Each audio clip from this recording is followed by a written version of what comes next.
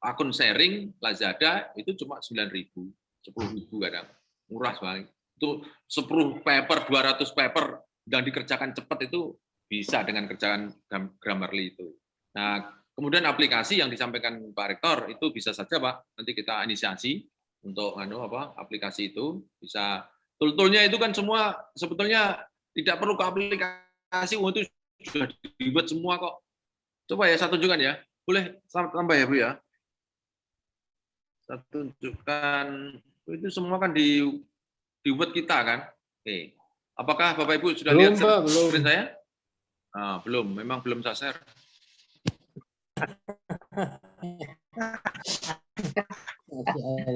Biar ngantuk.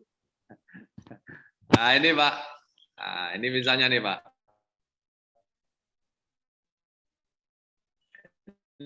Ini kan sudah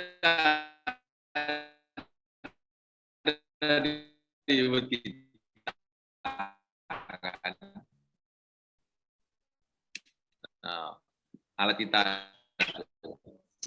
Nah ini kan. Ada belum Pak? Ada Pak. Kemudian dari ini nih review, ada nih translate. Ada Grammarly ini ada enggak? Enggak ada, ya toh? Contoh ya. Saya cinta Pak Rektor. Nah, misalnya. Nah, ini kan di blog, atau review, atau translate selection, klik kanan atau klik kanan boleh, translator keluar, akan keluar bahasa Inggris, ya kan? Nah, ini kan balik aja. Halo Pak Rektor. Nah, selesai kan? Oh, itu kalimat sederhana Pak. Kalimat ruwet silakan engine. Ngapain? Ini bagus? Tidak bagus. Ini gratis kok bagus. Mau bayar 5.000 becak minta selamat. Ini baguskan Grammarly ini Pak nanti. Grammarly itu memperbaiki banyak. Ada 4 hal. Itu keren habis Pak. Itu menurut saya alat. Ya, jadi alat 3 itu. Nah, bagaimana menggunakan alatnya? Tidak ada pengetahuan alatnya. Bapak Ibu sama dengan menggunakan WhatsApp. Bapak Ibu, apakah WhatsApp itu ada kursus dulu? Tidak ada, Pak. Bapak Ibu running aja membuat WhatsApp. Ini sama dengan Bapak Ibu beli mobil. Coba beli mobil buku tebelnya segini kan. Buku manual booknya dulu. Oke. Bapak Ibu pernah baca bukunya itu? Bulilah, pernah buku manual booknya itu? Buku pedoman itu? Padahal di screen-nya itu tidak Pak, langsung tancap gas Pak. Baru buka bukunya, gitu caranya. Itu tidak perlu pengetahuan, ini hanya perlu keterampilan. Ini someday suatu saat masa depan. Ini everybody can use this application and can achieve yang banyak 100 per tahun atau 100 per bulan paper. Itu semua orang bisa nyampe. Karena apa? Aplikasinya online semua. Dan itu semua bisa kita gunakan dengan sangat cepat. Bapak Ibu yang HP-nya biasa belilah HP yang bagus, beli yang bagus. Ini semua bisa mengatasi semua, Pak. Ya, Bapak Ibu bisa bekerja di sini dengan cepat. Ini termasuk laptop. Nah, terasa nanti Pak laptopnya yang RAM-nya baru 4 gitu. Ya. Perbaiki dulu Pak laptopnya itu Pak. Bagus itu alatnya, tetapi engine-nya yang kita gunakan di situ sejujur. Ganti Ninja Pak. Gitu loh. Ganti Ninja. Pak, tool kalau seluruh tool yang bisa membuat cepat itu dalam 1 tahun habis pekan untuk semua dosen saya. Wah, seluruhnya mahal Pak. Saya beli. Nggak usah Pak, mahal. Nggak usah mahal. Kalau misalnya Scopus.com itu kalau lisensi beli kan 1,8 miliar. Bapak Ibu enggak, itu dosen-dosennya Umaha itu sudah saya kasih semuanya. Coba tanya Bulilah. Bulilah sudah saya kasih. Pak Bambang saya kasih, semua saya kasih. Saya pinjemi semua. Itu Bu Umaha, Bu Rektor, Bu Lila, udah kan? Nah, Pak Rektor enggak usah repot-repot kasih uang Bu Lila, sudah saya kasih. Terima kasih. Bu Lila. Nah, semua sudah. Paling banter hanya beli Grammarly cuma berapa? 10.000, ya kan? Nggak perlu biaya. Hanya Pak Rektor butuh direction, Umaha butuh 100 paper per tahun. Nah, Bu Lila nanti yang nyatat. Kalau tidak publish, gajinya tidak turun, gitu Bu Lila. Oke, sampun sudah disiapkan itu Bapak. Tenang Kalau sudah, publish, suratnya tinggal meluncur itu Bapak. kalau publish, saya kasih bonus 20 juta. Oh, itu menaikkan universitasnya kok. Oh, gitu. Lebih baik Pak Rektor siapkan bonus daripada beli itu, Pak. Teman-teman kita itu millennial generation, Pak. Itu didugang saja udah lari tuh, Pak. Itu, Pak.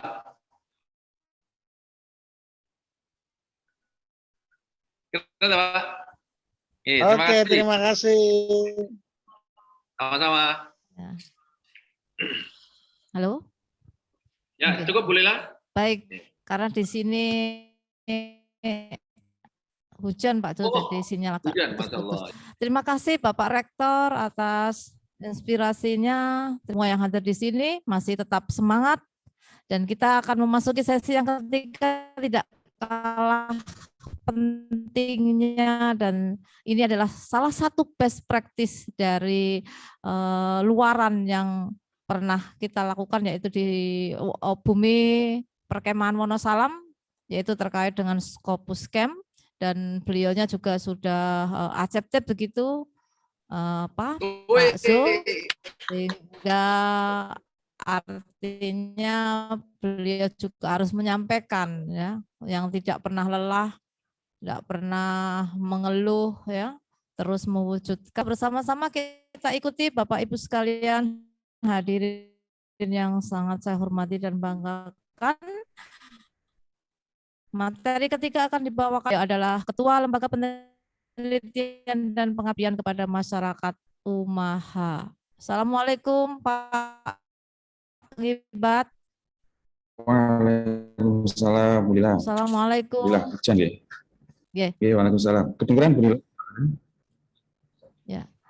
Kita Pak Su dalam satu kampus, dalam satu gedung, tapi beda tempat. Sebagian ada yang hadir untuk offline, dan kita juga melaksanakan ibadah bulan suci Ramadan. Semoga menambah amalan ibadah kita untuk menimba ilmu, mendapatkan ilmu yang bermanfaat. Kami berikan waktu kepada Bapak Ngibat, kami persilahkan.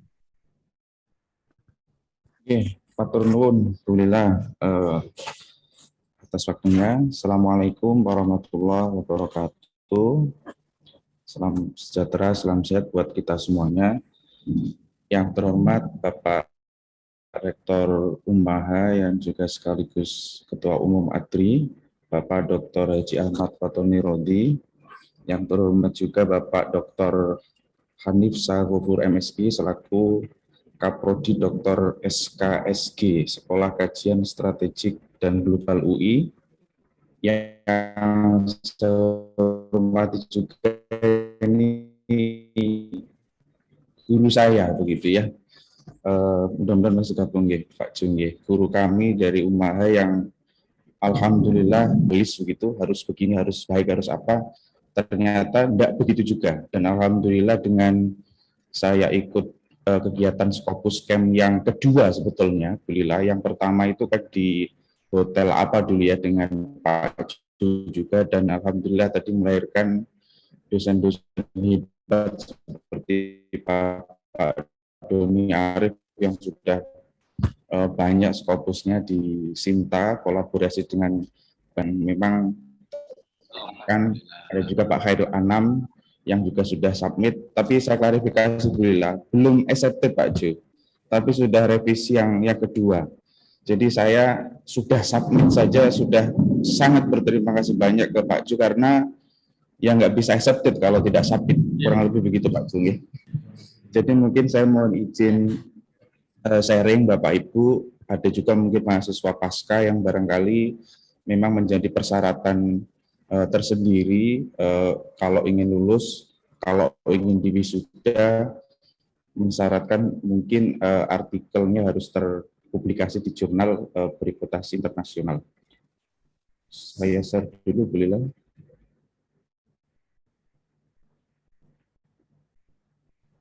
Ini Bapak Ibu, saya beri judul seperti judul atau kegiatan workshop hari ini, yaitu tips dan trik submit ya. Ini baru submit gitu ya, baru submit.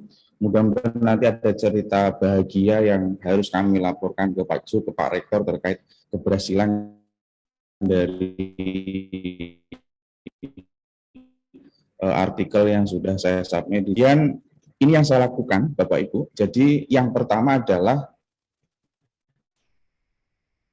kita harus punya hasil penelitian ya sebagai input dalam penulisan artikel ke jurnal internasional berikut. Jadi kita ke Wonosalam kemarin misalnya, atau kita ikuti workshopnya Pak Ju, itu selalu ada yang namanya harus membawa hasil penelitian. Jadi kalau tidak punya hasil penelitian, mending dipending dulu. Jadi kita penelitian dulu.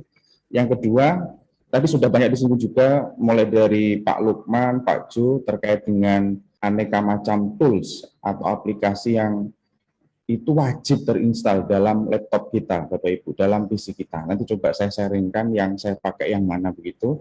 Kemudian yang ketiga, ini yang pekerjaan berat, kalau tadi Pak Ju mengatakan smart job, ya. Jadi bagaimana kita membuat judul yang, kalau bahasanya Pak Ju itu nyelek moto ya, saya masih ingat betul kata-kata itu dari Wonosalam Scopus Camp ya.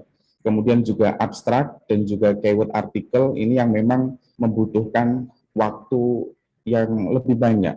Waktu itu saya hampir setelah dari Wonosalam saja saya masih berpikir ini Pak Ju untuk membuat judul abstrak dan keyword artikel yang memang bagus. Kemudian koleksi referensi ini tadi sudah dikatakan oleh Pak Ju juga sudah saya terapkan, dan betul ini adalah stupid job katanya ya, jadi kita nggak usah mikir di sini, percuma, penting kita gunakan pemikiran kita untuk hal-hal lain. Kemudian yang kelima, saya lebih mengutamakan masuk ke metode dulu. Kenapa? Karena di dalam metode itu sudah jelas, ya seperti itu, kalau kita punya proposal penelitian misalnya, pasti metodenya ya akan seperti itu. Baru saya mulai ke pendahuluan, kemudian hasil dan pembahasan, baru kesimpulan dan daftar pustaka. Ini nanti mungkin kita kaitkan dengan beberapa tool yang sudah kita install di laptop kita. Kemudian yang keenam, mencari dan menentukan jurnal terindeks Scopus. Ini juga sangat penting saya kira Bapak Ibu, karena jangan sampai kita ini salah tempat publikasi yang mungkin itu bisa kita pakai untuk persyaratan, misalnya pengajuan Java kita ternyata tidak bisa dipakai begitu ya. Jadi ini membutuhkan, menurut saya membutuhkan pengetahuan, kemudian pengalaman, dan juga jam terbang begitu. Kemudian yang terakhir adalah submit artikel. Ini Bapak Ibu, yang pertama adalah yang saya sebut tadi dengan kita harus punya hasil penelitian, mungkin karena ini adalah riset ya, riset paper, maka kita akan menggunakan data-data penelitian primer kita. Mungkin ada yang mengatakan kalau tidak punya data penelitian primer, oke lah review paper bisa kita lakukan, tetapi saya kira tidak semudah itu kita bisa menulis review paper. Makanya untuk tahap awal, ya mungkin saran saya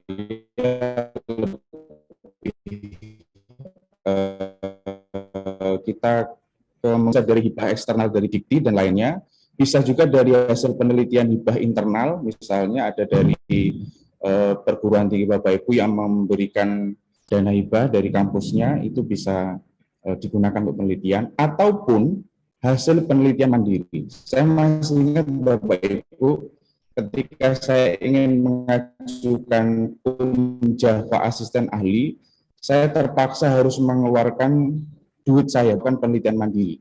Kenapa? Karena di dalam Java itu harus ada minimal satu artikel ya, yang itu kita sebagai penulis utama. Memang kadang menjadi dosen itu juga harus modal di awal begitu ya, kita harus berani mengeluarkan modal kita. Kemudian juga bisa hasil penelitian kolaborasi dengan mahasiswa, ini juga sudah mulai saya lakukan di Umaha, bagaimana kita berkolaborasi dengan mahasiswa untuk menghasilkan penelitian-penelitian yang nanti bisa dipublish di jurnal terindeks bereputasi nasional. Kemudian juga ini yang mungkin penting Bapak Ibu, kadang kita bingung apakah hasil penelitian kita itu, data-data penelitian kita itu cukup ya untuk dipublikasi di jurnal. Kira yang dilakukan adalah saya ambil contoh satu paper dari jurnal yang saya tuju, kemudian kira-kira data-data penelitian apa yang dibutuhkan sehingga artikel tersebut bisa publish di jurnal tersebut. Jika nanti cukup, maka lanjut saya lanjutkan menulis. Jika tidak cukup, ya maka ya kita harus menambah data penelitian begitu. Itu wajib ya terinstall dalam laptop kita, karena menurut saya salah satu aja bermasalah, ini juga kita nggak akan bisa submit. Misalnya di sini ada Mendeley Search, ini ternyata sangat bermanfaat sekali. Saya baru baca ini Pak Ju di bukunya Pak Ju yang sudah kita punyai, ini sangat bermanfaat untuk menambah referensi dari artikel kita. Kemudian ada Mendeley Desktop, ini juga wajib Bapak Ibu. Jadi kalau laptop Bapak Ibu belum terinstall Mendeley Desktop, jangan terlalu berambisi untuk bisa publish di jurnal internasional bereputasi. Kemudian ada Science Direct, ini juga wajib kita familiar, ada translator, tadi yang sudah dicontoh, dan juga ada untuk cek plagiasi, yaitu Turnitin. Mungkin saya screenshot saja Bapak Ibu, karena tadi sebetulnya saya hanya menyampaikan best practice apa yang saya lakukan berdasarkan yang sudah disarankan oleh Pak Lukman, misalnya Pak Ju tadi sudah saya lakukan, mencari ya berapa referensi menemui di scopus.com misalnya. Kebetulan kok kurang referensi, ya mungkin saja bisa terjadi. Oleh karena itu kita bisa menggunakan mendeley.com search ini. Di sini sudah banyak sekali referensi-referensi yang bisa kita pakai. Kemudian ada Mendeley Desktop ini yang memang ketika kita sudah mendapatkan artikel dalam bentuk PDF, kemudian kita masukkan ke dalam Mendeley kita, dan juga jangan lupa Bapak Ibu, nanti artikel yang sudah masuk itu karena kita punya Mendeley, kita punya PDF file PDF-nya, kita harus cek dulu metadatanya betul apa tidak. Karena beberapa pernah saya menemui kadang autornya yang tidak lengkap misalnya. Kemudian volume dan isu dari jurnal itu juga kadang kurang sesuai. Oleh karena itu, menurut saya pribadi, wajib ketika sudah dimasukkan ke dalam Mendeley Desktop, artikelnya itu harus dicek satu persatu, sehingga nanti di daftar pustaka itu tidak ada kesalahan. Kemudian ini Science Direct, saya kira kalau Bapak Ibu dosen sudah terbiasa dengan website ini ya, dari penerbit Elsevier ini, kita bisa mencari referensi-referensi terbaik, selain tadi dari Scopus yang sudah dijelaskan oleh Pak Ju. Kemudian ini tadi Bapak Ibu terkait translator ya, jadi ini betul, sangat penting sekali.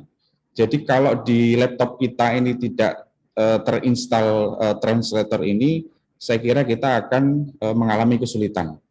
Karena kadang kalau kita dulu mungkin satu artikel atau manuskrip dalam bentuk doc, kemudian kita bawa ke Google Translate. Ternyata itu kacau balau Bapak Ibu. Jadi yang saya lakukan adalah kalimat demi kalimat saya cek satu persatu. Atau mungkin kalau tidak kalimat, oke lah satu paragraf atau satu sitasi, satu rujukan. Kemudian nanti kalau ada hal-hal yang kurang pas, itu bisa langsung kita betulkan. Tapi kalau dalam satu dokumen kemudian kita translatekan secara keseluruhan, itu kadang kita malas untuk membenarkan.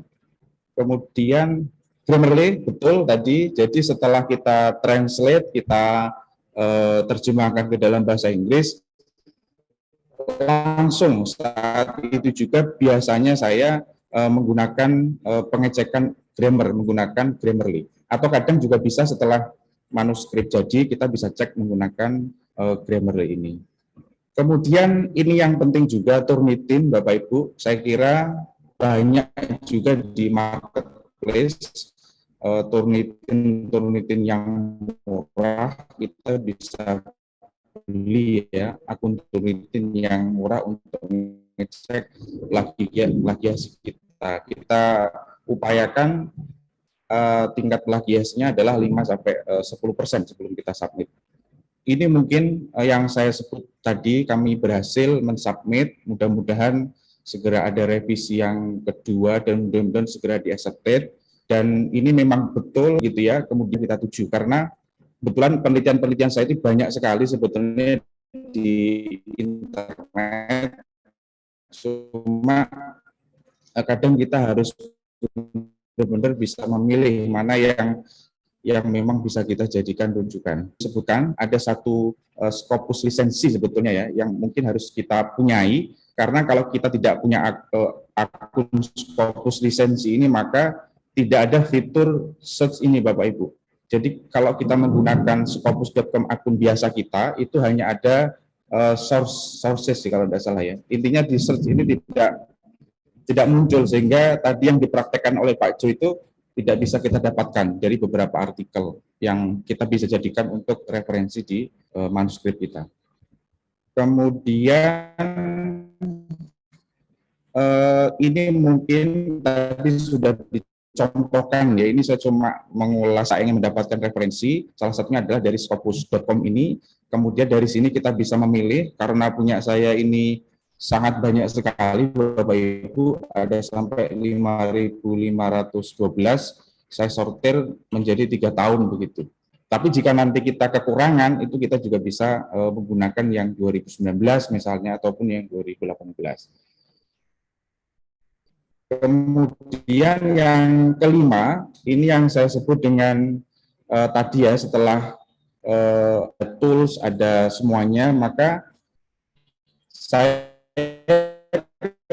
ketika menulis manuskrip, karena metode ini sudah ada duluan, ini yang merucutkan begitu ya, dari sesuatu pernyataan yang sudah diketahui, kemudian lanjut ke pernyataan yang tidak diketahui, kemudian kita tahu gap-nya, kemudian apa yang akan kita tulis di paper kita. Ini yang kadang memang membuat 4 draft artikel, ini juga kadang macetnya di sini, karena sekali lagi kita harus bisa melihat sebetulnya apa sih pentingnya kita mempublikasi paper kita. Ini yang kadang memang membutuhkan smart job, kata Pak Jo tadi.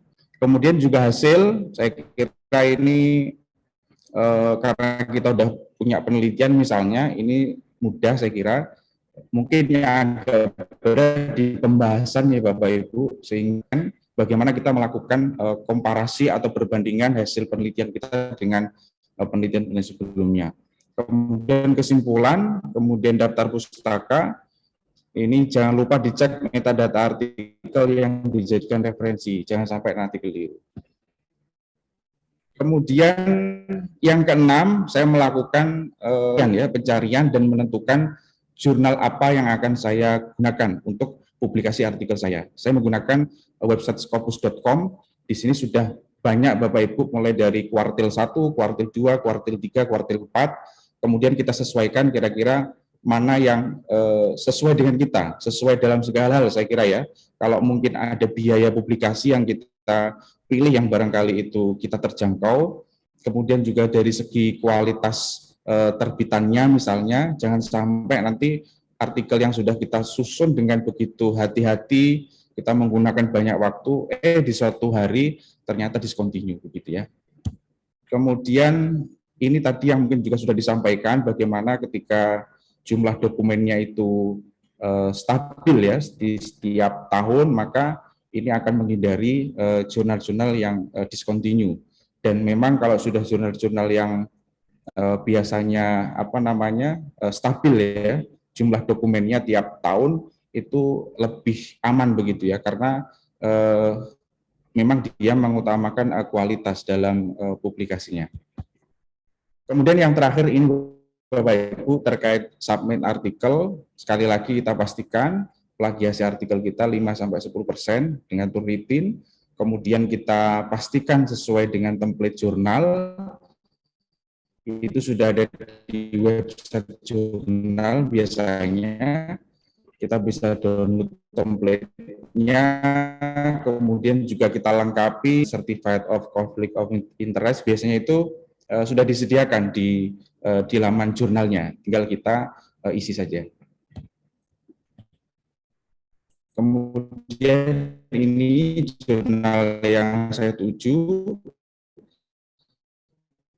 intinya ini masih Bapak Ibu, jadi kami juga masih Pak atau ini Mas Andri, kami persilahkan dilanjutkan untuk yang penanya kedua, yaitu Bapak Dr. Agam Sulaksono. Sepertinya beliau adalah dosen dari Fakultas Hukum UMAHA. Terlebih dahulu kami berikan waktu kepada Bapak Andri. Kami persilahkan. Terima kasih Bu. Mohon izin tidak mengaktifkan kamera terkait dengan signal Bu di pelosok. Baik, boleh pertanyaan tahu, saya. Permisi Bapak Andri dari universitas mana, kemudian mungkin identitas yang lain ya, atau pelajar Baik. atau magister atau doktor gitu. Ya. Baik, terima kasih. Saya Andri Estining Secati. Sekarang mahasiswa di S3 Pendidikan Geografi Universitas Negeri Malang, Bu. Terus dari Malang. ya, sedang tubel dari USN Kolaka. Kalau ngajarnya di Kolaka. Oh, Kolaka, Sulawesi ya. Ya, Sulawesi Tenggara. Ya, baik, kami persilahkan Pak Andri untuk bertanya. Baik, terima kasih. Terkait dengan template tadi yang mau saya tanyakan, karena beberapa alamat website jurnal yang dituju itu tidak menyertakan template Word, terus author guidelines-nya itu biasanya dalam bentuk penjelasan yang ada di dalam laman webnya. Nah, itu susah kami mengerti, termasuk tidak ada detail-detail teknis terkait pakai halaman atau pakai ampat atau pakai apa, spasinya berapa, itu tidak dimunculkan, hanya limit-limit jumlah katanya saja dan item-item yang ada di dalam jurnal itu. Bagaimana cara mengatasi kesulitan ketika menjumpai target jurnal dengan template yang seperti itu? Terima kasih. Persilahkan Bapak Ibat untuk menjawab pertanyaan dari Bapak Andri.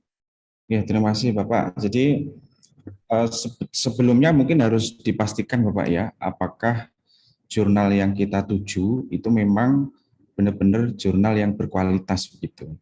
Itu harus kita pastikan, karena biasanya setahu saya mungkin jika saya tidak tahu ya mohon maaf ya. Biasanya kalau jurnal-jurnal yang sudah bagus itu selalu ada template Bapak. Atau biasanya jurnal-jurnal yang sudah bagus itu ya cukup jelas bagaimana author guideline-nya sudah jelas, bahkan dikasih template begitu. Tapi kalau memang Bapak sudah pastikan ini jurnal sudah bagus begitu ya, kualitasnya sudah bagus, kemudian dari template-nya tidak ada atau mungkin author guideline-nya kurang terlalu jelas, kalau saya biasanya itu mengambil contoh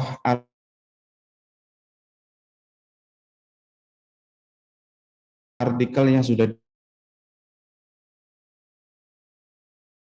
revisi pertama biasanya dari editor, itu yang harus sesuai dengan author guideline-nya. Mungkin itu beliau yang bisa saya sampaikan sesuai pengalaman saya. Terima kasih. Baik, bagaimana Pak Andri, sudah jelas ya? Halo Pak Andri. Oke. Alhamdulillah. Sambil menunggu mungkin ada yang ditanyakan dari Pak Andri. Sekarang kita lanjut pada penanya berikutnya, yaitu Bapak Dr. Agam Sulaksono SHMH. Beliau adalah dosen di Fakultas Ilmu Hukum Universitas Maarif Hasyim Latif Sidoarjo. Selamat siang Pak Agam. Semangat Pak Agam. Salam sehat. Salam Belum sehat. terdengar suaranya Bapak? Ya sudah tadi di unmute tadi. Oh, nggih. Sudah bisa terdengar nggih sekarang? Alhamdulillah, syukurillah. Nggih, baik. Terima Kami kasih. persilahkan Pak Agam untuk bertanya kepada pemateri yang ketiga. Assalamualaikum warahmatullahi wabarakatuh, Pak Ibat. Salam. Tadi dari pemaparan pemateri kedua maupun pematama menyatakan bahwa pada dasarnya mudah untuk mencari sumber-sumber kepustakaan. Itu seperti itu. Tadi diajarkan oleh Pak Jo bagaimana caranya untuk melihat dengan salah satu tema bisa ketemu banyak sekali. Permasalahannya hanya satu. Kalau kita itu dari tema-tema itu kita masukkan langsung ke penulisan ilmiah mesti kena eksekusi dari rumah Turnitin, dari Turnitin. Nah, pertanyaan saya, otomatis supaya nggak kena Turnitin diolah dulu kata-katanya. Pertanyaannya adalah bagaimanakah cara menjembatani logiko deduksio verifikatif dari beberapa tema yang didapatkan dari narasumber rumah Scopus itu. Terima kasih. Wassalamualaikum warahmatullahi wabarakatuh.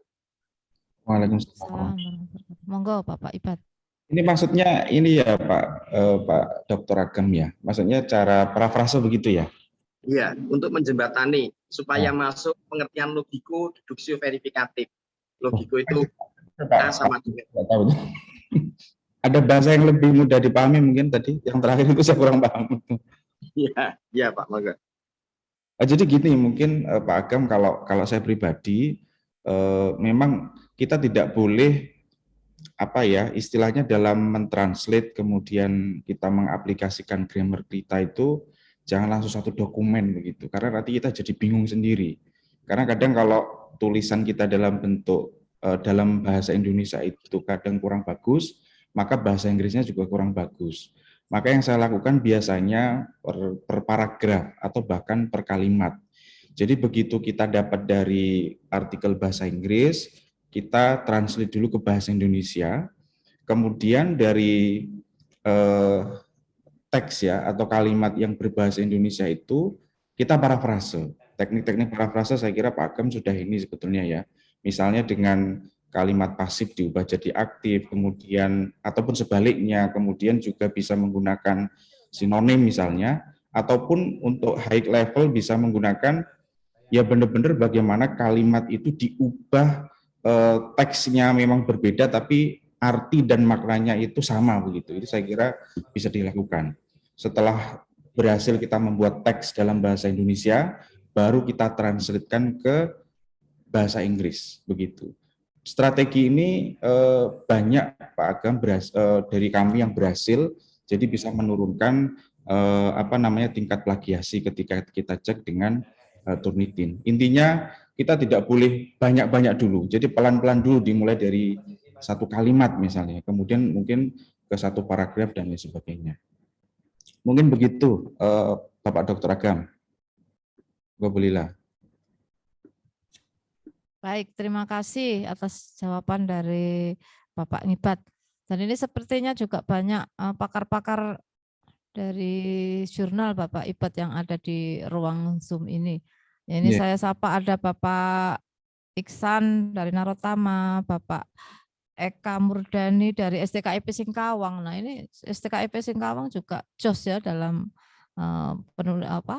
perjurnalan dan publikasi ya. Pak Eka Murdani, salam kenal Bapak. Walaupun belum pernah bertemu, tapi saya selalu melihat kiprah jurnal di STKIP Singkawang yang terus meningkat untuk publikasinya. Baik, ini ada yang raise hand dari matur nuwun Pak Eka Murdani. Bapak Ibu Ati Sukmawati. Yang raise hand, kami persilakan Ibu Ati Sukmawati.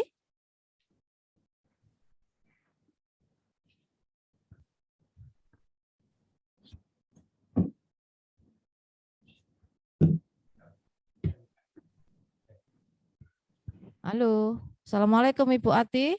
Selamat siang. Bisa mendengar suara kami, Bu Ati? Oke, belum. FMIPA, Bapak Susilo Bahri, juga Raisen, langsung memperkenalkan diri dari universitas mana Bapak, dan Ibu langsung memberikan pertanyaannya. Halo. Halo. Ini Iya, saya yang mana Ibu. Ibu Ati atau Bu Susila Bahri. oh Ibu Susilo Bahri ya? Iya, ya. Oke, baik, kami persilahkan Ibu Susilo Bahri. Ini saya Perkenalkan dikit Ibu dari tanya, universitas mana?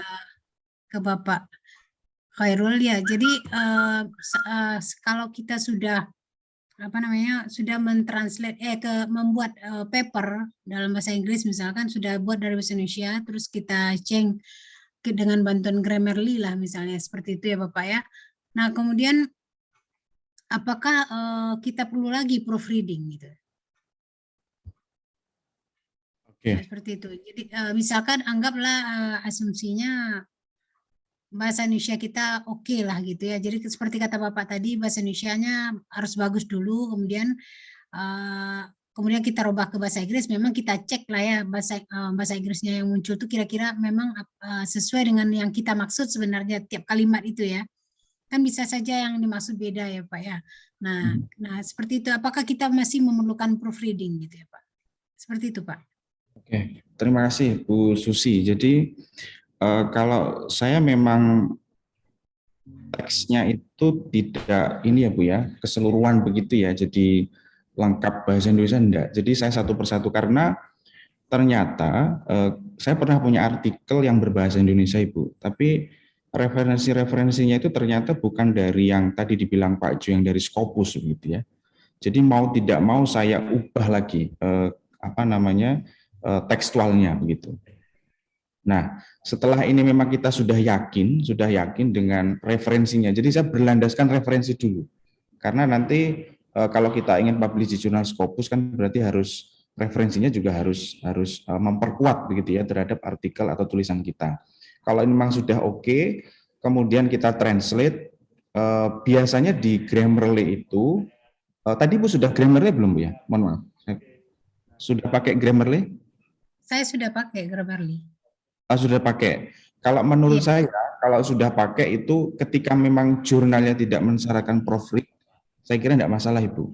Tetapi jika memang jurnalnya itu harus ada proofreading, bahkan minta yang ada sertifikatnya, berarti harus kita ikut. Saya kira itu. Dan dari strategi saya itu di jurnal itu ternyata memang tidak menyarankan, tetapi memang karena kemarin itu dirasa masih kurang referensi, maka disuruh tambahkan begitu. Jadi itu revisi. Kadang seperti ini Bapak, ada seperti Universitas Andalas kan menyediakan itu proofread-nya gitu ya dari Fakultas Bahasa seperti itu ya. Jadi tapi kadang-kadang mungkin tidak karena bukan jurusannya beda gitu seperti saya jurusan saya matematik gitu ya yang memeriksa orang bahasa jadi tidak jadi ketika di jurnal itu juga masih kurang tidak tidak kena gitu itu maksudnya gitu. Jadi itu yang saya tanyakan gitu ya. Kan perlunya juga orang yang harusnya yang proofread juga orang matematik seperti itu ya Pak. Ya menurut saya sih betul Ibu. Saya juga pernah waktu itu ingin publikasi untuk lulusan S2, ternyata ya memang bukan orang ini ya. Jadi agak sulit kadang. Jadi harus ketemu begitu untuk maksudnya ini apa begitu. Ternyata itu malah memperlama begitu. Dan menurut saya dicoba saja mungkin strategi tadi yang mungkin stupid job ya. Sebetulnya kalau translate ke Grammarly ini kan stupid job. Jadi kita bisa pakai alat misalnya gitu Bu. Baru nanti kalau memang ada revisi ya kita revisi. Tapi kalau memang dengan proofread itu memaksimalkan kualitas artikel Ibu, ya itu lebih bagus begitu. Mungkin itu Bu yang bisa saya jelaskan. Ya Pak, makasih Pak. Sama-sama. Terima kasih Ibu Susila dan Pak Ipat yang sudah memberikan pencerahan ya. Bapak Ibu, masih adakah yang bertanya secara langsung atau raise hand? Atau mungkin di chat? Atau yang tadi yang sudah raise hand tapi belum mendengar suara ya, Ibu Ati Sukmawati. Halo, Ibu Ati? Bisa mendengar suara kami? Belum. Baik Bapak Ibu, alhamdulillah, Masya Allah di bulan suci Ramadan dan kita sambil berpuasa pada hari ini tapi kegiatan workshop seakan-akan sangat membuat kita menikmati selain berpuasa dan menimba ilmu untuk mendapatkan pencerahan dan tentunya ilmu yang bermanfaat untuk kita dan untuk institusi dan tentunya untuk menambah kualitas daripada kinerja di perguruan tinggi. Dan kita masih berada pada partisipan 248. Sebentar lagi kita akan akhiri acara workshop tip dan trik submit artikel ke jurnal internasional bereputasi. Dari ketiga materi yang telah disampaikan oleh para narasumber sungguh luar biasa, dan tentunya kita berterima kasih kepada mereka yang telah meluangkan waktu dan memberikan pemaparan materi yang semakin memberikan pencerahan untuk kita semuanya.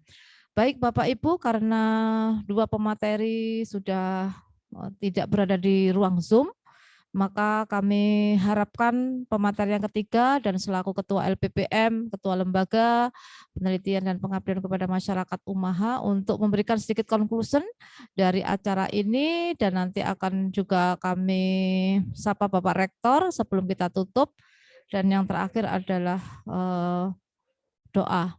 Bapak Ibu, semoga kita selalu semangat.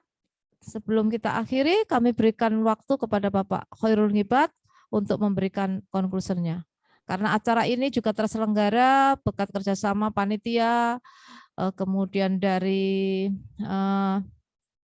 SK UI untuk program doktor, kemudian ATRI, supported by ATRI, UMAHA, dan tentunya dari LPPM. Maka dari itu, perwakilan dari UMAHA yang akan diwakili oleh Bapak Khairul Ngibat selaku Ketua LPPM untuk memberikan konklusinya. Monggo Bapak Ibat. Ya, terima kasih Bu Lila. Jadi kami juga masih sama-sama belajar Bapak Ibu semuanya, baik yang mungkin sebagai dosen ataupun yang mahasiswa, yang dosen sebagai mahasiswa atau yang benar-benar yang mahasiswa pasca begitu ya.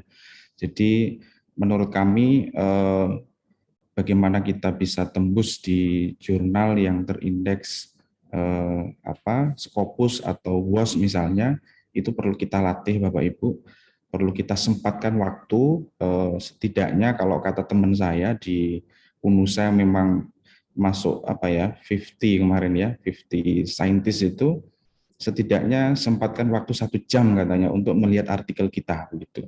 Kalau kita lengah begitu ya, 1 jam sehari, ya sudah artikel itu alamat ya, hanya tersimpan mungkin di lemari ya, ataupun di yang lain gitu, atau bahkan mungkin terlupakan oleh kita. Jadi memang kita harus menginvestasikan waktu kita untuk benar-benar bisa terampil dalam membuat artikel yang memang bisa dipublikasi di Scopus, di jurnal yang terindeks Scopus atau PLOS misalnya. Kemudian yang kedua juga Bapak Ibu, tadi seperti yang disampaikan oleh Pak Lukman, ternyata dengan Sinta versi ketiga itu nilai dari artikel yang terpublish di jurnal Scopus atau WOS itu nilai Sintanya sangat besar Bapak Ibu. Jadi kalau kita bisa berhasil mempublikasikan artikel kita di jurnal yang terindeks bereputasi internasional, maka kita juga ikut berkontribusi terhadap peningkatan kinerja dari perguruan tinggi kita. Jadi pada dasarnya mari kita saling belajar bersama, kemudian terkhusus di UMAHA mungkin ya. Jadi saya memberi pemaparan hari ini bukan yang terbaik, bukan, karena kalau dari sisi Sinta saya lebih banyak di jurnal nasional. Tahun ini pun saya juga bertaubat, Bilillah ya, bertaubat. Bismillah, kita sekarang harus berpikir seperti kata Pak Rektor, harus bisa menjadi dosen yang level internasional. Oleh karena itu artikel-artikel ilmiahnya pun harus kita publikasi di jurnal yang terindeks yang bereputasi internasional. Mungkin itu saja Bu Lila, semoga bermanfaat, dan mungkin ke depan ada lagi ya Bu Lila, mungkin lebih praktis atau lebih dengan koordinasi dengan Rumah Scopus juga, dan juga dari SKKG tadi ya, dari Bapak Anif, mungkin nanti akan ada informasi. Terima kasih, saya kembalikan ke Bu Lila. Baik, terima kasih semangat dan motivasi dari Bapak Ketua LPPM UMAHA, konklusinya. Kemudian sekali lagi kami juga mengucapkan terima kasih yang sebesar-besarnya kepada hadirin, narasumber yang setia dari jam 10 hingga hampir mendekati pukul 13 waktu Indonesia bagian Barat. Sebelum kami tutup, kami juga ingin menyapa dulu Bapak Rektor dari acara agenda ini. Assalamualaikum Bapak Rektor. Masih ada di ruang Zoom? Oke, baik. Mungkin beliau sedang ada kegiatan lain atau beristirahat. Baik Bapak Ibu, kami sampaikan bahwa kegiatan webinar ini nantinya akan berkelanjutan Bapak Ibu. Jadi mudah-mudahan kita akan bertemu di Sabtu depan lagi terkait dengan teknik pendampingan yang harus dipersiapkan lebih dalam lagi, artinya seperti yang disampaikan oleh Bapak Ipat, mungkin Bapak Ibu sudah bisa membawa hasil-hasil penelitian jika ada, dan itu memang menjadi harapan kami untuk hari Sabtu ke depan adalah teknik pendampingan, terutama untuk mahasiswa pasca sarjana dari Sekolah Kajian Strategik dan Global Universitas Indonesia. Dan mudah-mudahan kita selalu diberikan kemudahan, kita selalu menjadi manusia yang hebat, manusia yang tangguh dan bermanfaat tentunya untuk sesama. Baik Bapak Ibu, marilah bersama-sama kita tutup acara ini dengan bacaan Alhamdulillahirabbil alamin. Mudah-mudahan bermanfaat untuk semua, dan kami tim panitia webinar workshop tips dan trik submit artikel ke jurnal internasional berreputasi, mohon maaf apabila ada kekurangan. Sampai jumpa di lain kesempatan. Salam sehat, salam kolaborasi, salam tangguh untuk kita semuanya. Wallahul muwaffiq ila aqwamit thoriq. Assalamualaikum warahmatullahi wabarakatuh.